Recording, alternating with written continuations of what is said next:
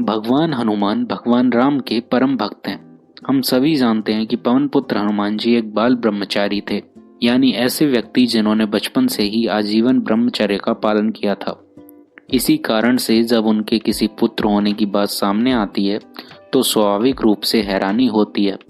हालांकि महर्षि वाल्मीकि द्वारा रचित रामायण में ये उल्लेख मिलता है कि भगवान हनुमान का वास्तव में एक पुत्र था।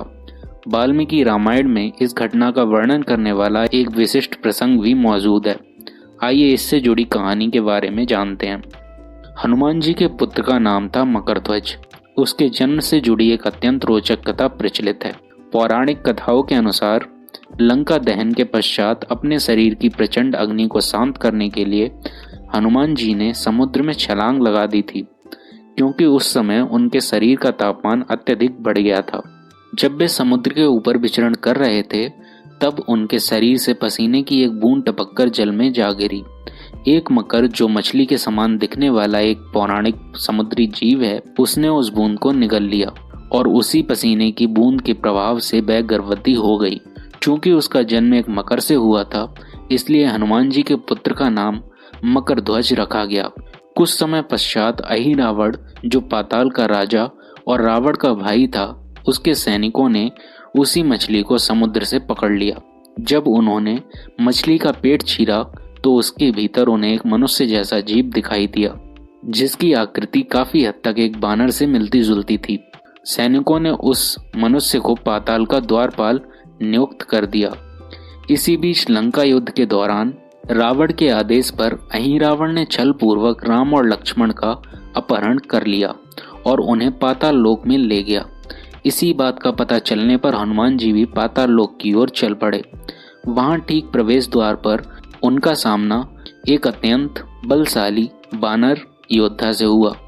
जब हनुमान जी ने उससे उसकी पहचान के विषय में पूछा तो उस बानर दिखने वाले जीव ने उत्तर दिया कि वह मकरध्वज है, पवन पुत्र हनुमान का पुत्र। यह सुनकर हनुमान जी अत्यंत आश्चर्यचकित रह गए। उन्होंने कहा, मैं हनुमान हूँ, लेकिन मैं एक बाल ब्रह्मचारी हूँ। ऐसा व्यक्ति जो बचपन से ही ब्रह्मचारी रहा है, तो फिर तुम मेरे पुत्र कैसे हो सकते हो? हनुमान जी की हैरानी दूर करने के लिए मकरध्वज ने अपने जन्म की पूरी कहानी सुनाई। ये बताया कि कैसे वह पसीने की उस बूंद से और उस मछली से अस्तित्व में आया था।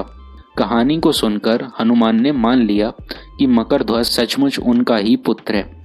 हनुमान ने मकरध्वज को बताया कि उन्हें अपने स्वामियों राम और लक्ष्मण को अहिरावण की कैद से छुड़ाना है, जो मकरध्वज का स्वामी था। हालांकि मकरध्वज एक अत्यंत समर्पित सेवक था। उसने घोषणा की कि जिस तरह आप अपने स्वामी की सेवा करते हैं, उसी तरह मैं भी अपने स्वामी की सेवा के प्रति समर्पित हूँ, इसलिए मैं आपको नगर में प्रवेश करने की अनुमति नहीं दे सकता। जब हनुमान जी के बहुत समझाने बुझाने के बाद भी मकरध्वज अपनी बात पर अड़ा रहा तो दोनों के बीच एक भयंकर युद्ध छिड़ गया। अंततः हनुमान जी ने मकरध्वज को अपनी पूंछ से बांध लिया और नगर में प्रवेश कर गए। अहिरावण का वध करने के बाद हनुमान ने मकरध्वज का परिचय भगवान राम से कराया और भगवान राम ने बाद में मकरध्वज को पाताल लोक का राजा नियुक्त कर दिया। जब मकरध्वज से मछली से जन्म लेने की परिस्थितियों के बारे में पूछा गया तो उसने हनुमान को बताया कि वह मछली वास्तव में अपने पिछले जन्म में एक अप्सरा थी। हालांकि एक श्राप के कारण वह मछली में बदल गई थी। बाद में अहिरावण के मछुआरों ने उसी मछली को पकड़कर मार डाला। इसके बाद वह अप्सरा भी अपने श्राप से मुक्त हो गई। यह पूरी कहानी सुनकर और वात्सल्य प्रेम में अभिभूत होकर हनुमान जी ने मकरध्वज को गले लगा लिया। फिर भी हनुमान को अपने पिता के रूप में पहचानने के बाद भी मकरध्वज ने उन्हें नगर में प्रवेश देने से इनकार कर दिया था। इसी अटूट निष्ठा से हनुमान और भी अधिक प्रसन्न हुए। अंत में दोनों के बीच एक भयंकर युद्ध हुआ और आखिर में हनुमान ने मकरध्वज को अपनी पूंछ से बांधकर उसे प्रवेश द्वार से एक तरफ हटा दिया और भगवान राम तथा लक्ष्मण को मुक्त कराने के लिए आगे बढ़ गए।